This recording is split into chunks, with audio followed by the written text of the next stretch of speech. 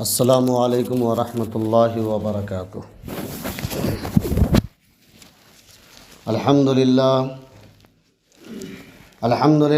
نحمده ونستعینه ونستغفره ونؤمن به ونتوکل علیہ ونعوذ باللہ من شرور انفسنا ومن سیئات اعمالنا من يهده اللہ فلا مضل له ومن يضلله فلا هادي له ونشهد أن لا إله إلا الله وحده لا شريك له ونشهد أن سيدنا وشفينا وحبيبنا مولانا محمد مبارك وسلم وصلى الله تعالى على خير خلقه محمد وآله وصحابه وأهل بيته أجمعين والصلاة والسلام على سيد الأنبياء والصلاة والسلام على سيد الأولياء والصلاة والسلام على صاحب التاج والمعراج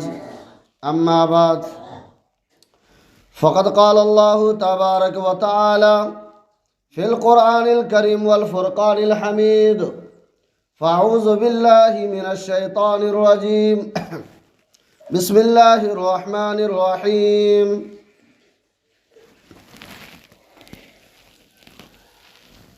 یا ایہا الذین آمنوا اذا نودی للصلاة من یوم الجمعہ وقال اللہ تبارک وتعالی فی مقام آخر سبحان الذی اسری بعبده لیلا من المسجد الحرام إلى المسجد الأقصى الذي باركنا حوله لنريه من آياتنا إنه هو السميع البصير صدق اللہ العظیم۔ دوستو، بزرگوں، توحید کے پرستاروں، شمع رسالت کے پروانوں، ابھی میں نے آپ حضرات کے سامنے ایک آیت کریمہ تلاوت کر کے سعادت حاصل کی ہے۔ اللہ تبارک و تعالی سے دعا فرمائیں کہ اللہ تبارک و تعالی مجھے شرح صدر کے ساتھ صحیح بات کہنے کی توفیق عطا فرمائے اور ہم سامعین کو اس کے اوپر عمل کرنے کی توفیق عطا فرمائے۔ یہ جو مہینہ چل رہا ہے رجب المرجب کا، اور آج بعد نماز مغرب یعنی سورج غروب ہونے کے بعد 27ویں شب شروع ہو جائے گا، اور آج ہی کی رات میں شب معراج ہوا، تو اس کے مناسبت سے میں نے آپ حضرات کے سامنے آیت کریمہ تلاوت کی۔ اللہ تبارک و تعالی نے قرآن پاک کے اندر ارشاد فرمایا، سبحان الذی اسری بعبدہ لیلا من المسجد الحرام الی المسجد الاقصی الذی بارکنا حولہ لنریہ من آیاتنا انہ هو السمیع البصیر۔ پاک ہے وہ ذات جنہوں نے اپنے بندے کو رات کے ایک حصے میں مسجد حرام سے مسجد اقصی لے کے گیا۔ دوستو، بزرگوں، اختصار کے طور پہ جو روایتیں موجود ہیں بخاری شریف جلد نمبر 1 کے اندر نماز کے باب میں، اور مسلم شریف جلد نمبر 1 میں ایمان کے باب میں، اور اسی طریقے سے نسائی شریف جلد نمبر 1 نماز کے باب میں، اور مشکات شریف جلد نمبر 2 جو ہے معراج کے بیان میں اختصار کے ساتھ نقل فرمایا ہے کہ اللہ تبارک و تعالی نے جو ہے حضرت جبرائیل امین اور آپ کے ساتھ بہت سارے ملائکہ کو بھیجے، جاؤ میرے محبوب کو لے کر کے آؤ۔ اللہ کے نبی صلی اللہ علیہ وسلم ارشاد فرماتے ہیں، حضرت قتادہ رضی اللہ تعالیٰ عنہ راوی ہیں، وہ روایت کرتے ہیں کہ مجھ سے انس بن مالک رضی اللہ تعالیٰ عنہ نے بیان فرمایا۔ انس بن مالک رضی اللہ تعالیٰ عنہ نے روایت کیا کہ مجھے امام مالک رحمۃ اللہ علیہ نے جو ہے مجھے بیان کیا۔ یہ دونوں صحابی راوی ہیں، روایت کرتے ہیں کہ اللہ کے نبی صلی اللہ علیہ وسلم روایت کرتے ہیں کہ میں حتیم کے اندر جو ہے لیٹا ہوا تھا، فرشتہ آیا اور مجھے جگایا، جگانے کے بعد جو ہے میرے سینہ کو چاک کیا، سینہ کو چاک کرنے کے بعد اس کے اندر سے میرا دل نکالا، سونے کی طشت لایا گیا اور جو ایمان سے بھرا ہوا تھا، میرے دل کو جو ہے اس ایمان سے بھرا ہوا طشت کے اندر جو تھا اس سے دھولایا گیا۔ دوسری روایت کے مطابق یوں آتا ہے کہ آب زمزم سے جو ہے آپ کا سینہ مبارک کو دھویا گیا، پھر اس کے بعد آپ کو مسجد حرام سے مسجد اقصی لے کے گیا، وہاں پہ آپ نے امامت فرمایا، پھر اس کے بعد جو ہے آپ پہلے آسمان پہ گئے، وہاں پہ حضرت آدم علیہ نبینا علیہ الصلاۃ والسلام سے ملاقات ہوئی، پھر آپ دوسرے آسمان پہ گئے، وہاں پہ جا کر کے حضرت عیسیٰ علیہ الصلاۃ والسلام اور حضرت یحییٰ علیہ الصلاۃ والسلام سے ملاقات ہوئی، پھر آپ تیسرے آسمان پہ گئے، تیسرے آسمان پہ حضرت یوسف علیہ نبینا علیہ الصلاۃ والسلام سے ملاقات ہوئی، پھر آپ چوتھے آسمان پہ گئے، چوتھے آسمان پہ حضرت ادریس علیہ الصلاۃ والسلام سے ملاقات ہوئی، پھر آپ جو ہے پانچویں آسمان پہ گئے، پانچویں آسمان پہ جو ہے حضرت ہارون علیہ الصلاۃ والسلام سے ملاقات ہوئی، پھر آپ چھٹے آسمان پہ گئے، چھٹے آسمان پہ جو ہے حضرت موسیٰ علیہ الصلاۃ والسلام سے ملاقات ہوئی، پھر آپ ساتویں آسمان پہ گئے، ساتویں آسمان پہ آپ کے جد امجد حضرت ابراہیم علیہ نبینا علیہ الصلاۃ والسلام سے ملاقات ہوئی، پھر آپ سدرۃ المنتہا کے پاس پہنچے جہاں پہ ایک بیری کا درخت ہے اور جو ہے ان کا پتا ہاتھی کے کان کے برابر ہے اور ان کا پھل جو ہے مٹکا کے برابر ہے، پھر حضرت جبرائیل علیہ الصلاۃ والسلام وہیں پہ رک جاتے ہیں، پھر اللہ تبارک و تعالیٰ کے پاس جو ہے آپ کی ملاقات ہوتی ہے، اللہ تبارک و تعالیٰ جو ہے پھر آپ کو 50 نمازوں سے نوازتے ہیں، اور اس کے بعد جو ہے پھر آپ وہاں سے آتے ہیں، آنے کے بعد حضرت موسیٰ علیہ الصلاۃ والسلام سے ملاقات ہوتی ہے، بار بار آنا جانا لگا رہتا ہے، اخیر میں 5 وقت کی نماز بچ جاتا ہے، پھر موسیٰ علیہ الصلاۃ والسلام بھیجتے ہیں کہ جاؤ اب بھی نماز کے اندر کمی کرا کر کے لاؤ۔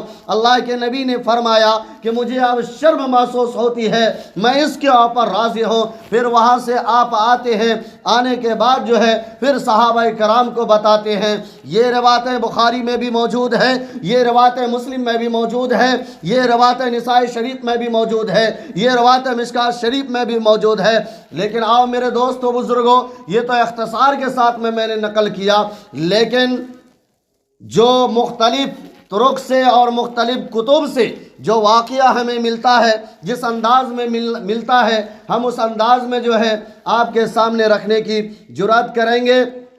اللہ تبارک و تعالی نے قرآن پاک کے اندر ارشاد فرمایا، سبحان الذی اسری بعبدہ لیلا من المسجد الحرام الی المسجد الاقصی۔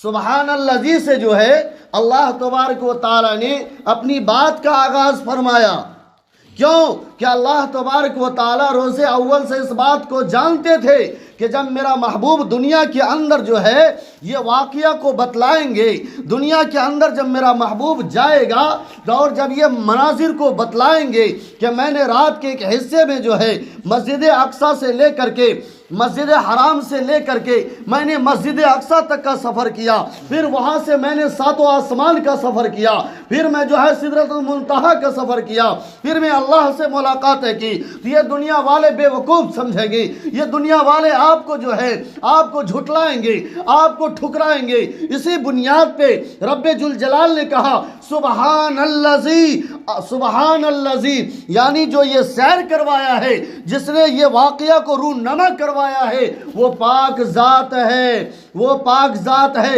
وہ علی کل شیء قدیر ہے، وہ ہر چیز کے اوپر قادر ہے، وہ فعال لما یرید ہے، وہ جو چاہتا ہے وہ کرتا ہے، وہ کن کہتا ہے فیکن وہ ہو جاتا ہے، وہ ان کے شان میں ہے، یہ ان کے شان میں ہے۔ اسی وجہ سے اللہ تبارک و تعالیٰ نے ان لوگوں کے منہ پہ تماچا لگانے کے لیے جو آپ کے بات کو جھٹلاتا ہے، جو آپ کے بات کو ٹھکراتا ہے، کیا یہ بھی ایسا ہو سکتا ہے کہ رات کے اندھیرے میں چلا جائے، راتوں رات گھوم کر کے آ جائے؟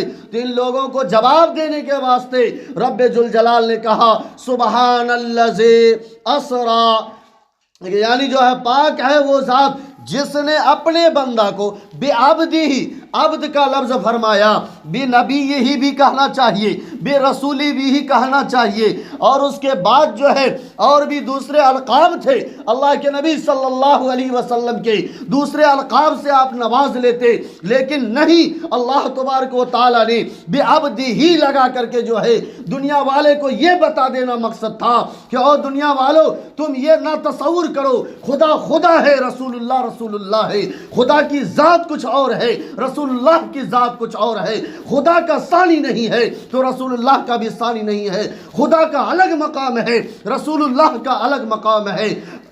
بے عبدی ہی لا کر کے اللہ نے یہ بتا دیا کہ جو عبدیت میں جو مقام ہے، عبدیت میں جو مرتبہ ہے، عبدیت میں جو شان ہے، عبدیت میں جو مقام و مرتبہ ہے، وہ دوسروں میں نہیں ہے۔ اس وجہ سے عبد لا کر کے اللہ تبارک و تعالیٰ نے یہ بتا دیا کہ میرا نبی بندہ ہوگا، میرا بندہ ہوگا، میرا کوئی شریک نہیں ہوگا، میرا کوئی، تاکہ کل کے ڈیٹ میں تم کہیں اس کو خدا تسلیم نہ کر لو، کہیں تم اس کو خدا کے برابر تسلیم نہ کر لو، کہیں تم اس کو مشکل کشا نہ تسلیم کر لو، کہیں تم اس کو حاجت روا نہ تسلیم کر لو۔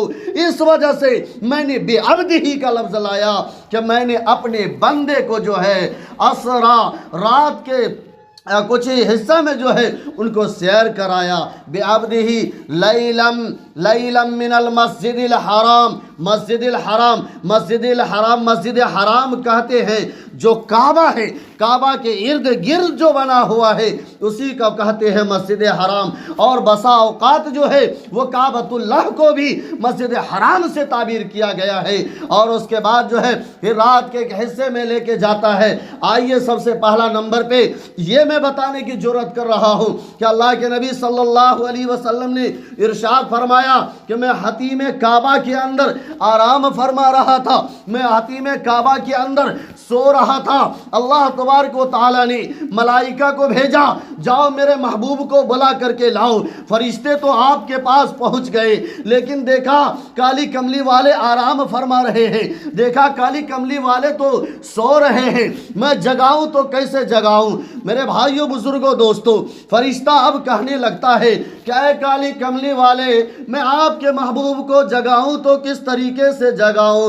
کیا میں ہاتھ پکڑ کے جگا لوں؟ رب ذوالجلال کہتا ہے نہیں، تو کیا میں پیر پکڑ کے جگا لوں؟ کہا نہیں، پھر میں کون سا الفاظ بول کر کے آپ کے محبوب کو جگاؤں؟ کیا میں یا ایھا المزمل کہہ کر کے جگا لوں؟ اللہ نے کہا نہیں، کیا پھر میں یا ایھا المدثر کہہ کے جگا لوں؟ اللہ نے کہا نہیں، پھر کیا یاسین کہہ کے میں جگا لوں؟ اللہ نے کہا نہیں، کیا میں طٰہٰ کہہ کر کے جگا لوں؟ اللہ نے کہا نہیں، پھر کیا کہہ کر کے میں جگاؤں؟ فرشتہ کہتے ہیں کیا میں والضحیٰ کہہ کر کے جگا لوں؟ اللہ نے کہا نہیں، پھر فرشتہ کہتے ہیں کیا میں واللیل کہہ کے جگا لوں؟ اللہ تبارک و تعالیٰ کہتے ہیں نہیں، پھر اے کالی کملی والے، اے باری تعالیٰ آپ بتا دیجئے کہ آپ کے محبوب کو میں جگاؤں تو کیسے جگاؤں؟ رب ذوالجلال کہتا ہے کہ میرے محبوب کے پیر میں جا کر کے بوسہ دے دو، میرا محبوب اٹھ جائے گا۔ میرے محبوب کے پیر میں جا کر کے بوسہ دے دو، کتنا مبارک ہونٹ ہوگا حضرت جبرائیل امین کا کہ آپ کے تلووں کو وہ بوسہ دے رہا ہے۔ گویا کہ رب ذوالجلال یہ ثابت کر دیا کہ جو مقام میرے محبوب کا ہے وہ مقام فرشتوں کا بھی نہیں ہے، کیونکہ فرشتوں کا اگر مقام میرے محبوب سے زیادہ ہوتا تو اپنے محبوب کے تلوے کو نہیں چوماتا، اپنے محبوب کے تلوے کو جو ہے نہیں کہتا کہ اے جبرائیل جا کے بوسہ دے دے۔ حضرت جبرائیل علیہ السلام بوسہ دیتے ہیں، بوسہ جیسے دیتے ہیں کالی کملی والے اٹھ کے بیٹھ جاتے ہیں، سلام و کلام ہوتا ہے، کہا اللہ تبارک و تعالی آپ کو بلا رہے ہیں، آپ کو بلا رہے ہیں۔ اس کے بعد جو ہے روایت کے اندر آتا ہے کہ فرشتوں نے اپنے ساتھ میں ایک براق کو لایا تھا، ایک براق کو لایا تھا جو گدھے سے، کھچر سے تھوڑا کم اور گدھے سے زیادہ اونچا تھا۔ براق کس کو کہتے ہیں؟ براق برق سے آیا ہے، عربی ڈکشنری کے اندر جا کے اٹھا کے دیکھو، برق کے معنی آتے ہیں بجلی کے، اور بجلی کے حالت آپ لوگ جانتے ہو جو پڑھے لکھے طبقہ سے تعلق رکھتے ہو کہ ایک بار ہمیں تار جوائنٹ کرتے ہیں تو سیکنڈوں میں نہ جانے اس کی کرنٹ کہاں تک پہنچ جاتی ہے۔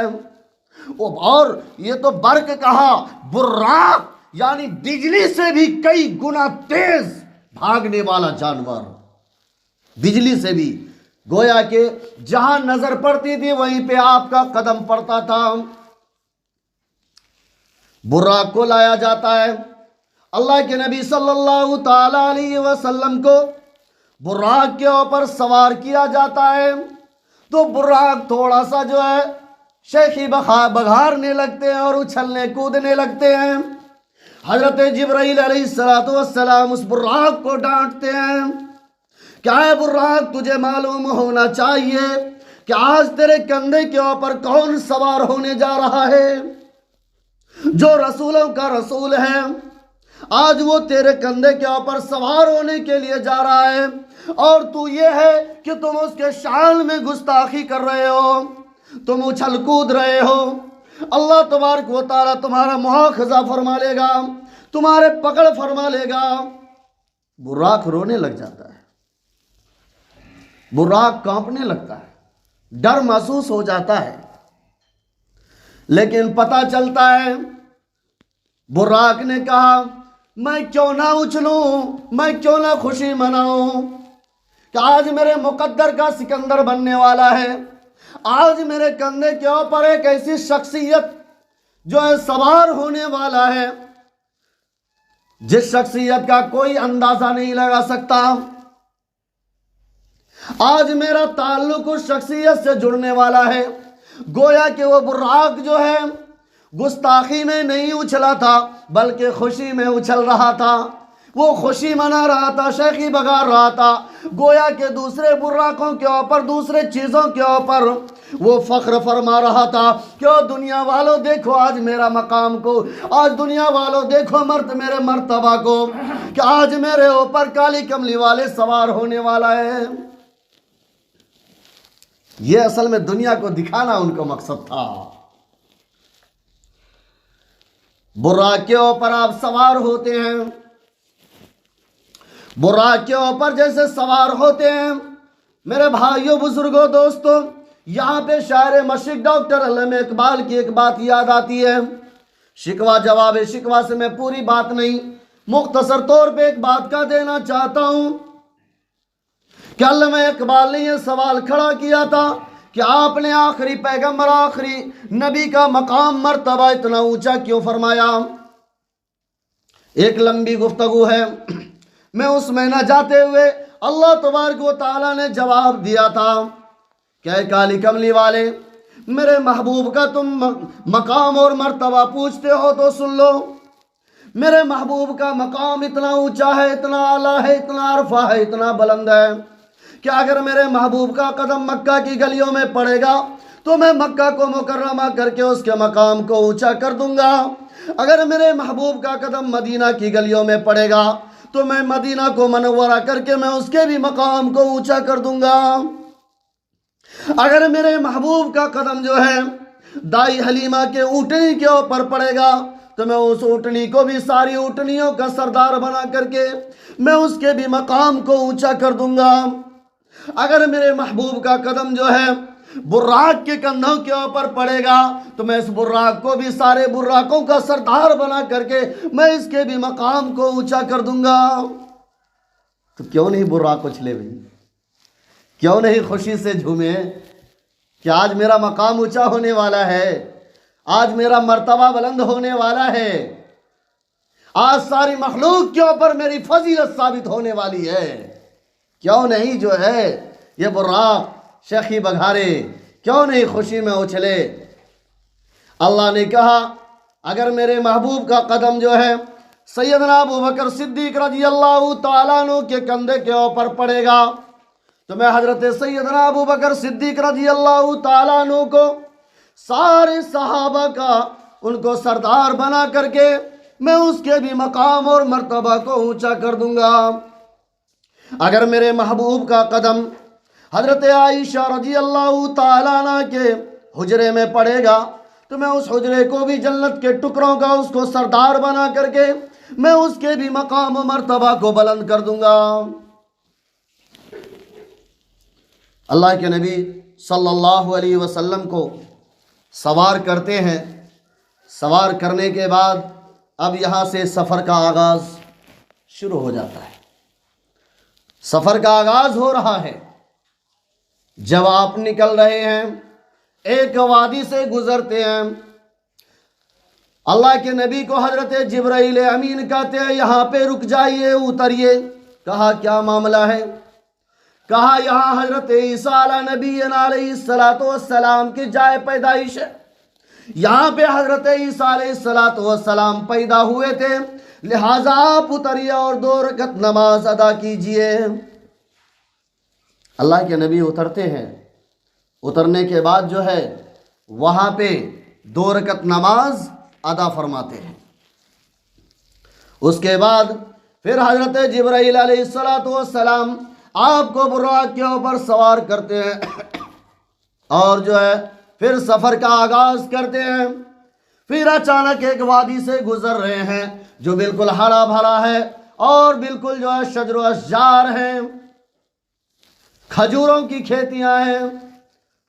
حضرت جبرائیل علیہ السلام نے فرمایا کہ اے کالی کملی والے، آپ کو معلوم ہونا چاہیے آپ ایک ایسے وادی سے گزر رہے ہیں جہاں پہ آپ کا ہجرت کا مقام ہوگا اور یہ جگہ پہ آپ ہجرت فرمائیں گے۔ اشارہ تھا مدینہ منورہ، اشارہ تھا مدینہ منورہ۔ کہا آپ یہاں پہ اتریے اور یہاں پر بھی آپ 2 رکعت نماز ادا کر لیجئے۔ وہاں پر بھی اترتے ہیں، کہاں پہ؟ مدینہ میں۔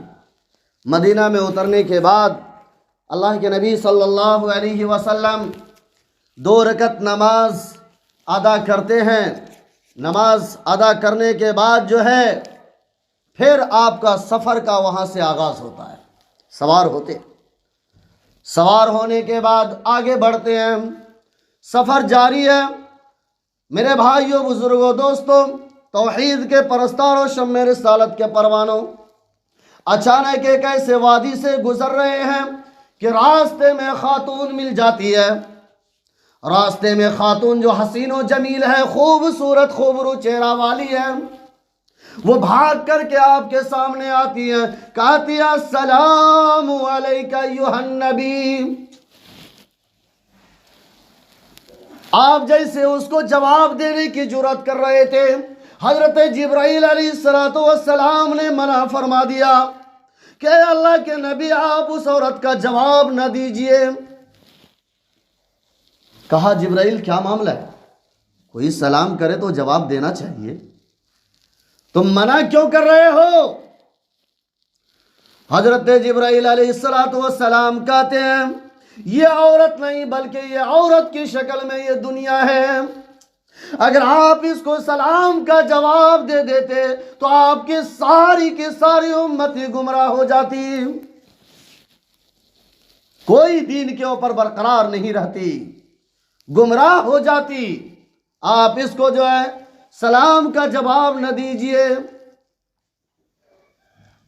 ایک عورت ہے بہت ہی حسین و جمیل ہے، خوبصورت چہرہ والی ہے، آنکھیں اس کی خوبصورت ہیں، اور اس کے بعد جو ہے پردہ کے اندر وہ خاتون ہے۔ اچانک ایک نوجوان کی نگاہ پڑ جاتی ہے، لیکن ذرا سی ان کی آنکھیں کھلی ہوئی تھیں۔ ایک نوجوان کی نگاہ اس کے اوپر پڑ جاتی ہے، وہ نوجوان جاتا ہے اور وہ نوجوان کہتا ہے، اے خاتون، میں تجھ سے پیار کرتا ہوں، میں تجھ سے محبت کرتا ہوں، میں تجھ سے محبت کرتا ہوں۔ میرے بھائیوں، بزرگوں، دوستوں، وہ خاتون گھر بھاگ کر کے جاتی ہیں، جانے کے بعد جو ہے چاقو نکالتی ہیں، چاقو نکالنے کے بعد اپنی آنکھوں کو نکال کر کے باہر پھینک دیتی ہیں۔ باہر پھینکنے کے بعد جو ہے اس نوجوان کے پاس جاتی ہیں اور نوجوان سے کہتی ہیں، تم کو میری آنکھوں سے پیار تھا، یہ لو میں نے آنکھیں نکال کر کے میں تیرے حوالے کر رہی ہوں، لے جاؤ آنکھ کو میری۔ ان کے پڑوسیوں نے، ان گاؤں والوں نے، محلے والوں نے سمجھایا کہ یہ تم نے اتنا بڑا قدم کیوں اٹھا لیا، تو نے اپنی آنکھیں نکال کیوں دیا، کیا وجہ تھی، کیا معاملہ تھا؟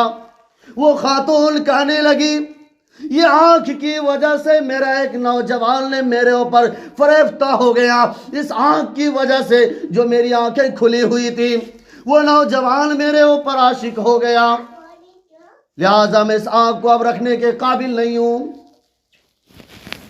نکال کے اس آنکھ کو باہر پھینک دیا۔ آج کیا ہو رہا ہے میرے بھائیوں، بزرگوں، دوستوں؟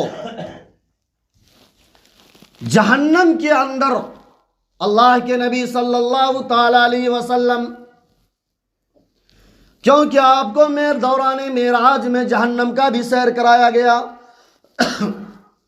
آپ نے جہنم کے اندر کیا دیکھتے ہیں کہ مردوں سے زیادہ عورتیں بہت زیادہ ہیں، بہت زیادہ عورتیں ہیں جہنم کے اندر۔ کیوں؟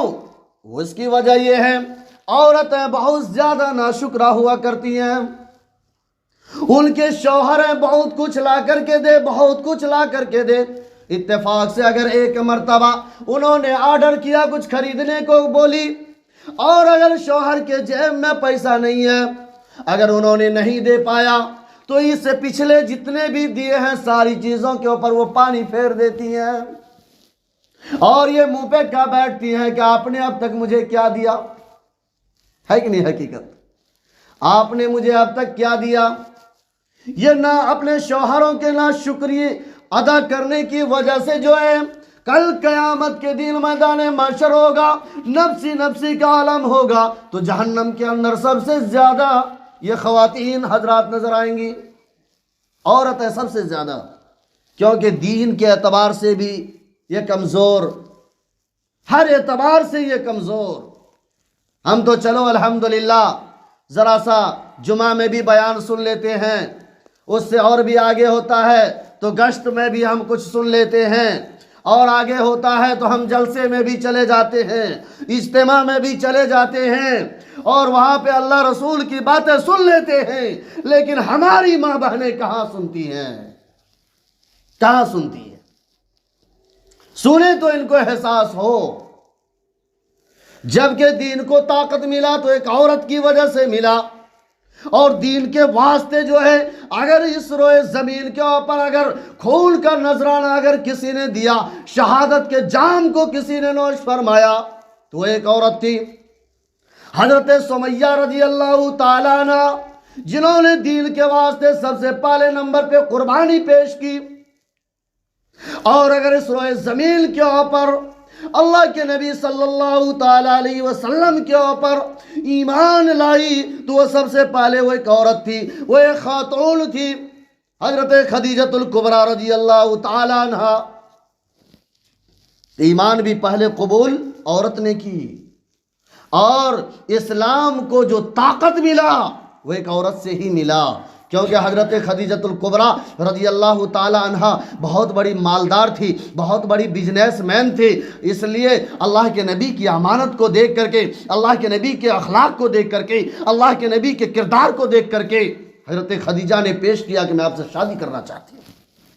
جب شادی ہو گئی تو حضرت خدیجۃ الکبریٰ نے اعلان کر دیا کہ اے میرے شوہر کالی کملی والے، یہ سارا مال آپ کا ہے، آپ اسلام کی خاطر جتنا خرچ کرنا ہے کرتے جائیے۔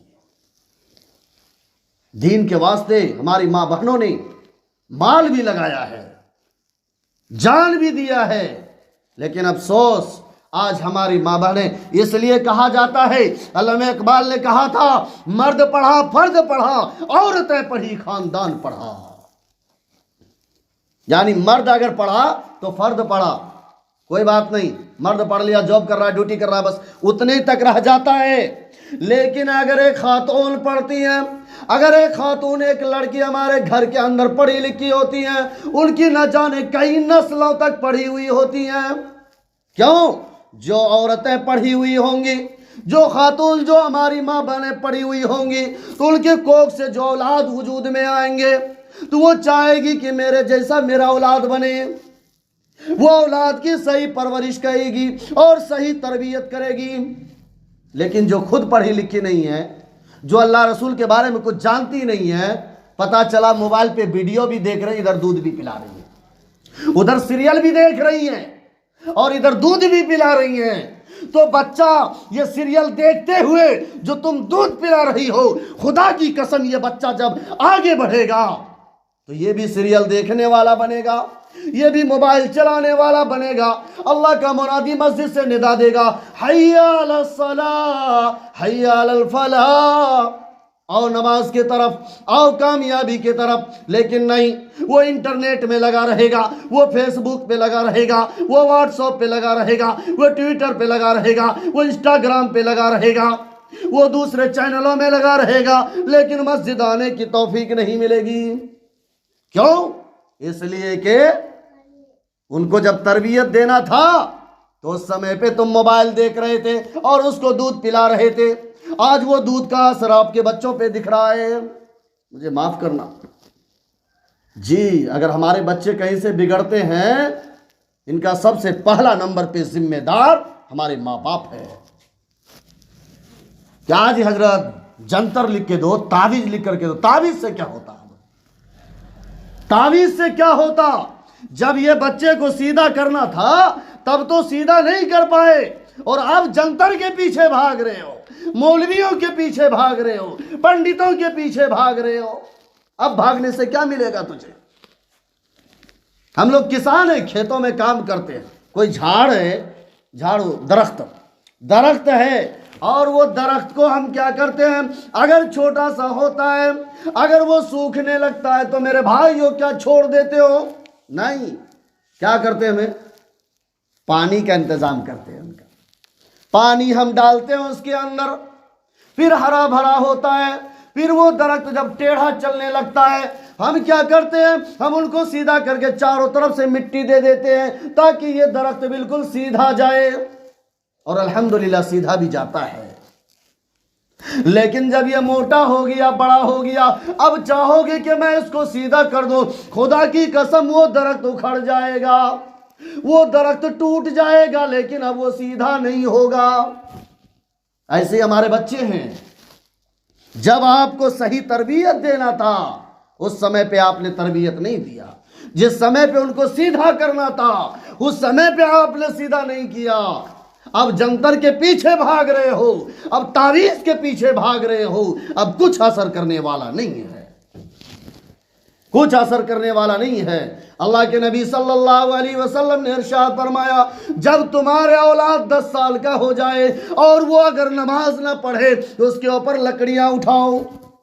لکڑی اٹھانے کے لیے بول رہے ہیں، اب وہ نا کہ بیلا کی طرح مارنا نہیں، لکڑی اٹھاؤ، ڈر دلاؤ، ایک آدھ لکڑی مارو، اسے ڈراؤ، دھمکاؤ، اسے کہو جاؤ مسجد نماز پڑھنے کے لیے۔ لیکن آج تو بابا خود نہیں پڑھتے، بچے کہاں سے پڑھیں گے؟ کیا جی، گھر کے اندر جو گارجن ہے گھر کے اندر جو بڑے بزرگ ہیں وہ خود نہیں پڑھتے تو ان کا بچہ کہاں سے پڑھتا؟ جی، بچوں کو تربیت دینے کے لیے پہلے ہمیں خود ثابت قدم ہونا پڑے گا۔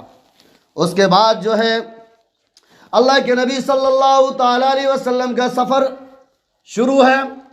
میں نے شروع میں جو ہے اختصار کے طور پہ واقعہ بیان کر دیا کہ اللہ کے نبی نے کہاں سے کہاں گیا، یہ روایتوں میں موجود ہے، لیکن مختلف کتابوں میں جو موجود ہے ان کو میں نے جو ہے ایک جگہ جمع کر کے میں آپ کے سامنے پیش کرنے کی جرات کر رہا ہوں۔ اللہ کے نبی صلی اللہ تعالی علیہ وسلم وہاں سے جب سفر کے آغاز کرتے ہیں تو ایک ایسی قوم کے پاس سے گزرتے ہیں میرے بھائیوں جو بدبودار جانور کے جو ہے گوشت کھا رہے ہوتے ہیں، بدبودار۔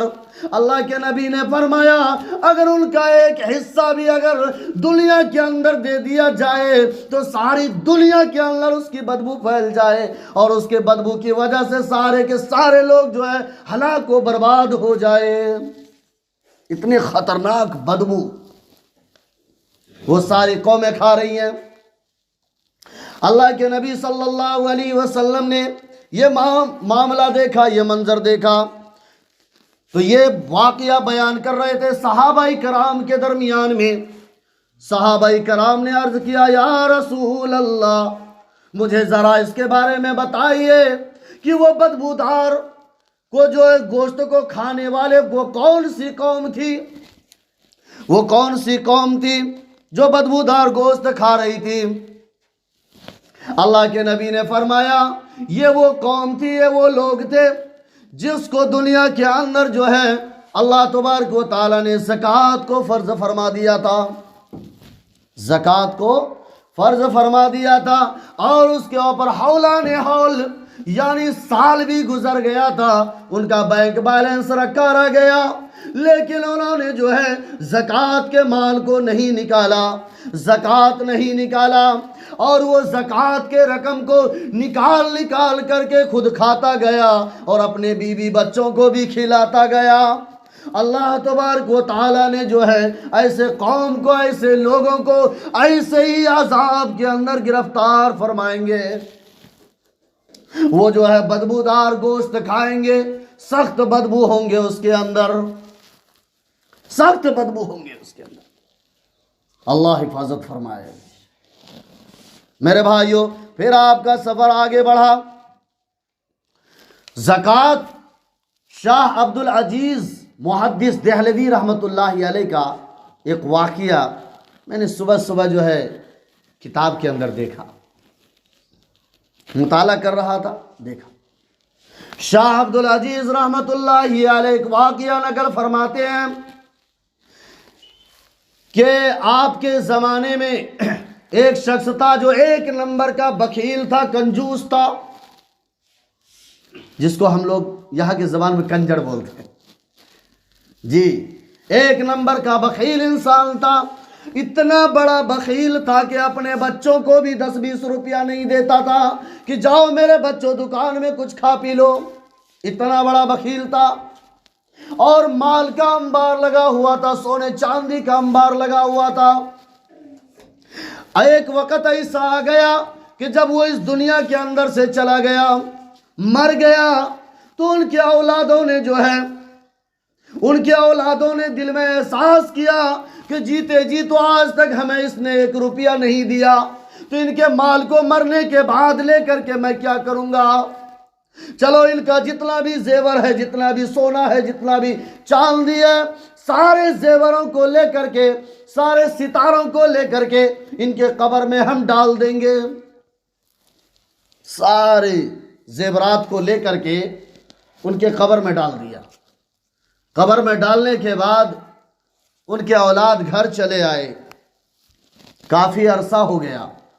کافی عرصہ ہونے کے بعد اب باپ کا دولت تھا، اب سارا دولت تو اس نے قبر میں ڈال دیا، غریبی تو آئے گی، لامحالن غریبی آئے گی۔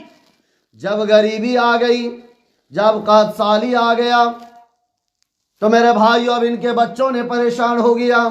ان کے بچوں نے کہا کہ میں بہت بڑی غلطی کیا، میں اپنے باپ کے ساتھ میں ان کے زیورات کو ان کے قبر میں نہیں ڈالنا تھا۔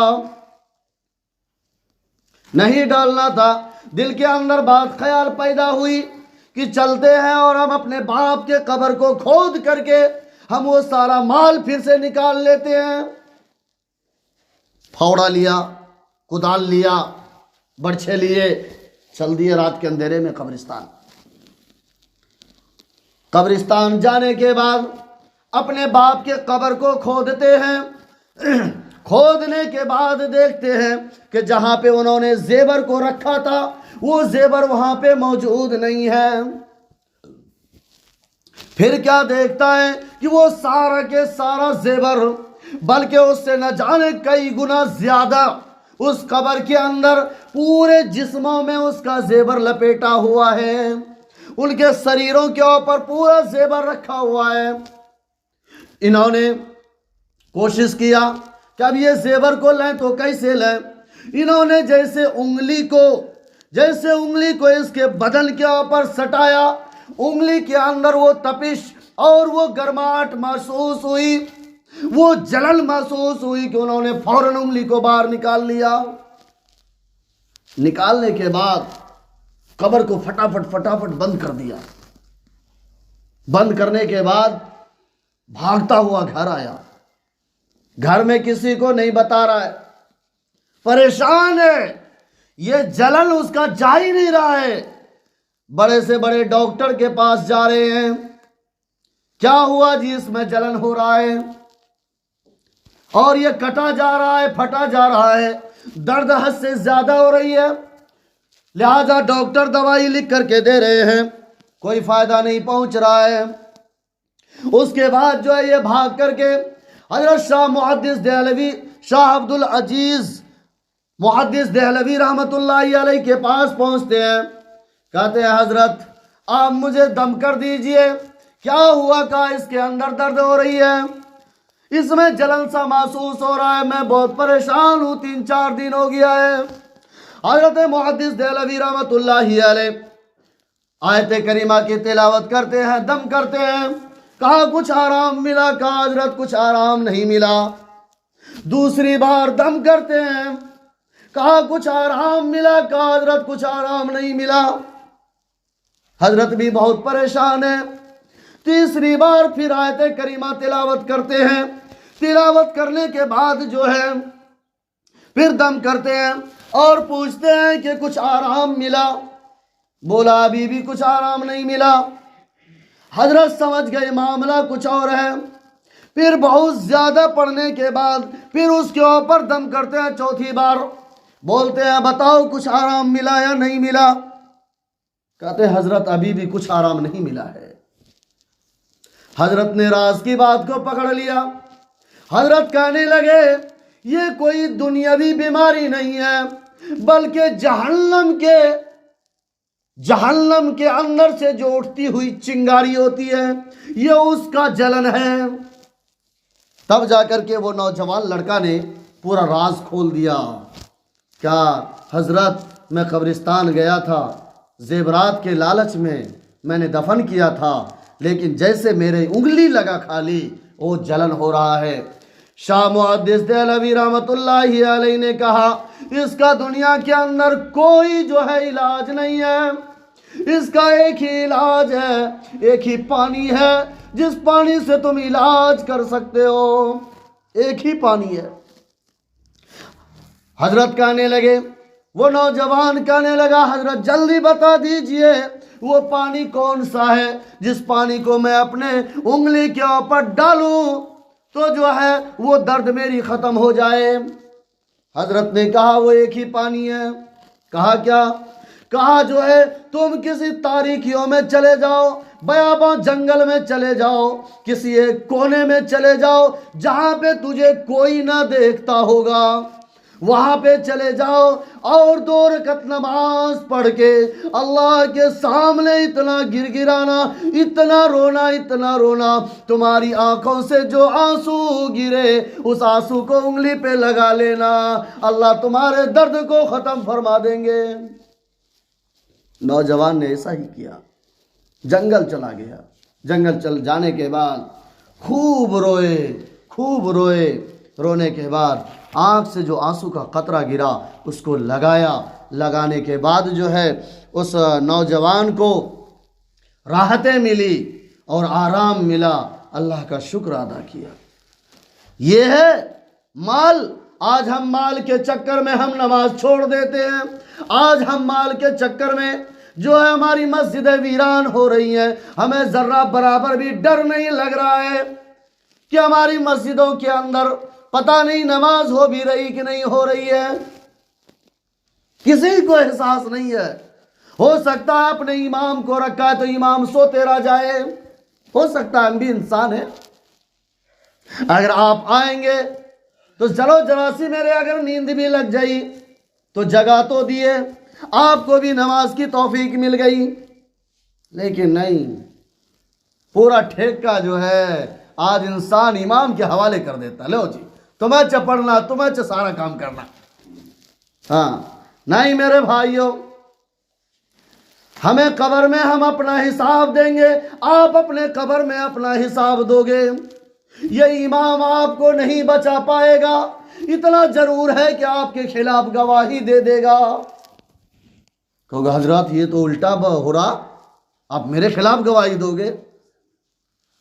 جی میرے بھائیوں، کل قیامت کے دن جب آپ جھوٹ بولو گے تو رب ذوالجلال کہے گا تو نے جس امام کو رکھا تو اس امام کو حاضر کیا جائے، مجھے اللہ حاضر کر دے گا، کہے گا بتاؤ ان لوگوں کو تم نے اپنے تقریروں میں سمجھایا تھا یا نہیں سمجھایا تھا، تو نے اذان کے ذریعہ سے ان کو نماز کے لیے بلایا تھا یا نہیں بلایا تھا۔ میں برجستہ ہو کر کے کہوں گا اے رب ذوالجلال، میں نے پانچوں وقت ان لوگوں کو اذان کے ذریعہ سے جو ہے میں بلاتا رہا، لیکن میری ایک بات نہ سنی، انہوں نے مسجد میں نہ آنے کا قسم ہی کھا رکھا تھا۔ پھنس جائیں گے، کہیں کا نہیں رہیں گے، اس لیے اپنے خلاف مجھے بھی گواہ نہ بناؤ، آؤ صحیح راستے کے اوپر۔ دوران سبق ابھی مسجد اقصیٰ نہیں پہنچے ہیں، مسجد اقصیٰ پہنچ جائیں گے۔ ایک چھوٹا سا واقعہ ہے، چھوٹا سا جو دوران سفر میں ہوا، میں اپنی بات ختم کروں گا کیونکہ آپ لوگ آئے ہی لیٹ سے، غلطی میری نہیں، یہ آپ لوگوں کی ہے، یہ قصور آپ لوگوں کا ہے۔ اگر آپ پہلے آ جاؤ تو میں چاہتا ہوں کہ 1 بجے میرا خطبہ شروع ہو اور 1:45 بجے میرا خطبہ ختم ہو جائے، کیونکہ اس دنیا میں جو ہے اب کسی کو ٹائم نہیں ہے، سننے میں بھی بیزار ہوتا کیا کہ حضرت دیے جا رہے ہیں، جلدی ختم ہوتا، وچ کام کرتا، وچ کام کرتا، یہ دماغ میں ٹینشن گھسا رہتا ہے۔ آج ہم نماز بھی کیسے پڑھ رہے ہیں معلوم ہے آپ کو؟ ایک نماز پڑھ رہا تھا، اتفاق سے امام صاحب نے تیسری رکعت پہ سلام پھیر دیا۔ کتنے؟ تیسری رکعت پہ سلام پھیر دیا۔ اب جو ہے پیچھے سے کوئی کہہ رہا نو حضرت 4 رکعت ہو گئی، کوئی کہہ رہا نہیں 2 رکعت ہوئی، کوئی کہہ رہا نہیں حضرت 3 رکعت ہوئی، سارے لوگ کچھ سے کچھ بول رہے ہیں، لیکن ایک انسان تھا، کہا میں حضرت کانفیڈنس کے ساتھ میں بات کر رہا ہوں، سو کہا کیا ہوا؟ کہا تمہیں صرف 3 رکعت نماز پڑھائی چی، صرف 3 ہی رکعت پڑھائے۔ حضرت نے پوچھا وہ سے کیسے؟ تمہیں کانفیڈنس سے کیسے کہتا جی؟ ہوں جی حضرت ہم نہ معلوم، کہ کیسے معلوم؟ کہا تم ہمارے 4 دکان آئی، کتنے دکان ہیں؟ ہمارے 4 دکان آئی، تمہیں عشاء کی نماز جب بھی پڑھاتے ہمیں چاروں دکانہ کے حساب چاروں رکعت میں کر لیتے، ایک رکعت میں ایک دکان کا حساب کر لیتی اور دوسرے دکان کا دوسرے رکعت میں حساب کر لیتی اور تیسرے دکان کا تیسرے رکعت میں حساب کر لیتی اور چوتھے دکان کا چوتھی رکعت میں جو حساب کر لیتی۔ تم نے آج ہم نے جو ہے 3 ہی رکعت 3 ہی دکان کا حساب ہوا، آج میری چوتھی دکان رہ گئی، اس لیے میں کانفیڈنس سے کہہ رہا ہوں کہ تم نے آج صرف 3 ہی رکعت پڑھائے۔ ایسے بھی کانفیڈنس والے ہیں، 3 ہی رکعت پڑھائے، ایسی نماز ہمارے منہ پہ مار دی جاتی ہے۔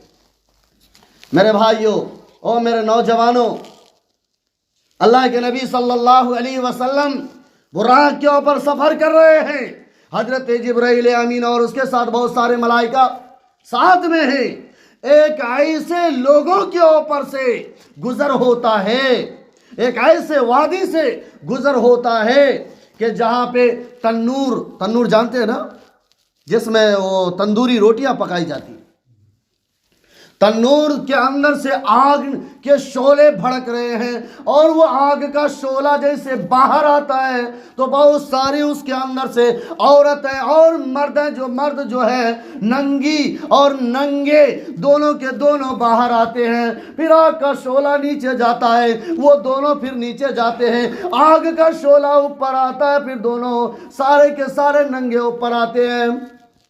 صحابہ کرام نے پوچھا، اے اللہ کے نبی وہ کون لوگ تھے؟ کہا وہ زانی لوگ تھے، وہ بدکار لوگ تھے، وہ بے حیا لوگ تھے، جو دنیا کے اندر جو ہے کسی ماں بہن کی بیٹیوں کے عزت لوٹا کرتے تھے، اور یہ وہ لڑکیاں جو اپنی مرضی سے جو ہے اپنی خواہشات کو پوری کرتے تھے، بے حیا عورت سب ہے۔ آج ان کا سزا یہی ہے۔ حدیث پاک کے اندر آتا ہے، ایسے نوجوان مرد اور ایسے نوجوان عورتوں کی شرمگاہ سے کوئنٹل کے کوئنٹل جو ہے لاکھوں اور لاکھوں کے کوئنٹل کے شکل میں جو ہے ان کے شرمگاہوں سے پیپ نکلیں گے، زخم سے جو نکلتے پیپ نکلیں گے، یہ عالم ہوگا ان کا، اور ذلیل ہوں گے، رسوا ہوں گے۔ میرے بھائیوں، اللہ کے نبی صلی اللہ علیہ وسلم یہی سفر میں حضرت موسیٰ علیہ السلام قبر میں نماز ادا کر رہے تھے، نماز ادا کر رہے ہیں، وہ دنیا سے پردہ فرمانے کے بعد بھی نماز پڑھ رہے ہیں، اور آج ہم حیات سے بھی رہ کر کے ہم نماز نہیں پڑھ رہے، نماز کے ہمیں توفیق نہیں مل رہی ہے۔ اللہ تعالیٰ سے دعا فرمائے کہ اللہ تبارک و تعالیٰ ہم اور آپ کو کہنے سننے سے زیادہ عمل کرنے کی توفیق عطا فرمائے۔ انشاءاللہ اب مسجد اقصیٰ تک ہم پہنچ گئے ہیں۔ اگلا جمعہ میں آپ حضرات کے سامنے مسجد اقصیٰ سے لے کر کے جو ہے سدرۃ المنتہا تک کا جو سفر ہوگا، انشاءاللہ وہ واقعہ کو آپ کے سامنے بیان کریں گے۔ وما توفیقی الا باللہ۔